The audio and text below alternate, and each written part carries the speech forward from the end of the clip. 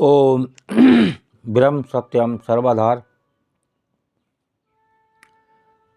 आज इस संसार में जितनी बार आप देह धर के इस संसार में आएंगे तो उसका दंड जरूर मिलता है, और कोई बड़े आराम से इसको व्यतीत करता है और कोई रोकर इसे व्यतीत करता है। लेकिन जब देह धर के इस संसार में जब भी कोई स्त्री या पुरुष इस संसार में आता है तो लोग खुश होते हैं बहुत, और जब देह छोड़ के जाता है तो दुखी होते हैं। ये लीला शुरू से चली आ रही है और चलती रहेगी। बस फ़र्क इतना है कि जिनको मोह नहीं होता वो कम दुखी होते हैं, जिन्हें मोह होता है वो ज़्यादा दुखी होते हैं। आइए सिमरण करते हैं कबीर वाणी। सात दीप नौ खंड में, सात दीप नौ खंड में, तीन लोक भ्रमण।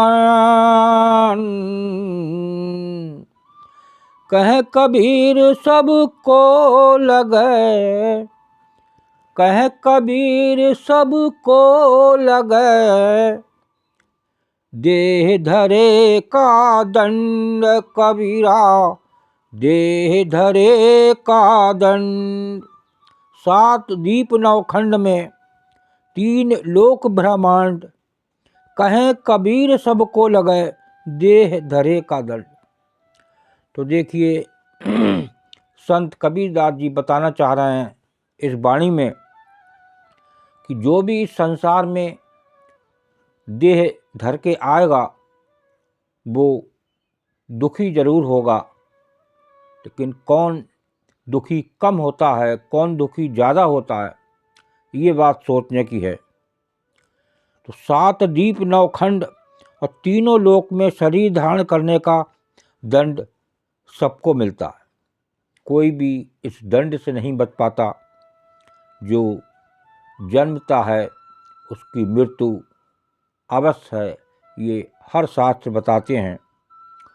एक प्रभु हमारे ऐसे हैं, एक आत्मा एक हमारी ऐसी है, परमात्मा हमारे ऐसे हैं जिनका जन्म नहीं होता, कोई रूप नहीं होता, कितने नाम से वो पूजे जाते हैं, ये सबको पता है। आइए दूसरी वाणी इस देह के बारे में क्या संदेश दे रही है। देह भरे का दंड है, देह भरे का दंड है, सब काहू को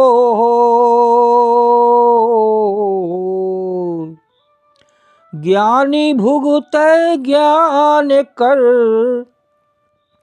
ज्ञानी भुगतै ज्ञान कर, अज्ञानी भुगतै रोय कबीरा, अज्ञानी भुगतै रोय।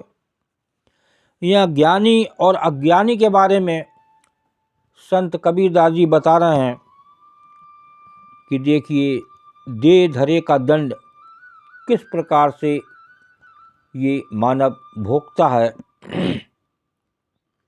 शरीर धारण करने का दंड सबको होता है, कोई इससे बच नहीं सकता। जो शरीर लेकर इस संसार में आएगा वो दंड उसका जरूर मिलेगा। उसे ज्ञानी पुरुष ज्ञान से और अज्ञानी लोग रोकर भुगतते हैं। जो ज्ञानी होता है उसे पता है कि ये शरीर, ये चोला जरूर बदला जाएगा। जिस प्रकार से इस देह ने कर्म करे हैं उसी के अनुसार जो रिजल्ट होगा उसी के हिसाब से नंबर मिलेंगे, और वो प्रभु आपको कौन सी योनि में डालें ये कोई भरोसा नहीं, इसलिए वो ऐसी योनियों से बचें जिनका जीवन ठीक नहीं, पशु के समान योनि, कीड़े मकोड़े के अनुसार जीव जंतु, ये 84 लाख जो योनियां हैं, इसमें भोग ही भोग है, भोगना पड़ता है। और किसी भी योनि में एक मानव योनि ऐसी है जो आपको बार बार आवागमन के चक्र से मुक्त करा सकती है, लेकिन फिर भी ये मौज मस्ती में संसार की घूमता है और अंत में उसे ये दंड जरूर मिलता है और फिर कोई दूसरी योनि में परिवर्तित हो जाता है। तो उस प्रभु को याद करें, उस परमात्मा को याद करें जो इस देह में विराजमान है, जिससे ये आपकी देह चल रही है, उससे प्रेम करें। लेकिन दुर्भाग्यवश हम संसार से प्रेम कर बैठते हैं, इसीलिए हमें देह धरे का दंड मिलता रहता है। ओम ब्रह्म सत्यम सर्वदा। दास की कबीर वाणी जो देह के बारे में आज बताई गई, उस पर ज़रूर विचार करें और ज़्यादा से ज़्यादा शेयर करें, ताकि लोग जाने इस देह धरे का दंड कौन कम भुगतता है, कौन ज़्यादा भुगतता है।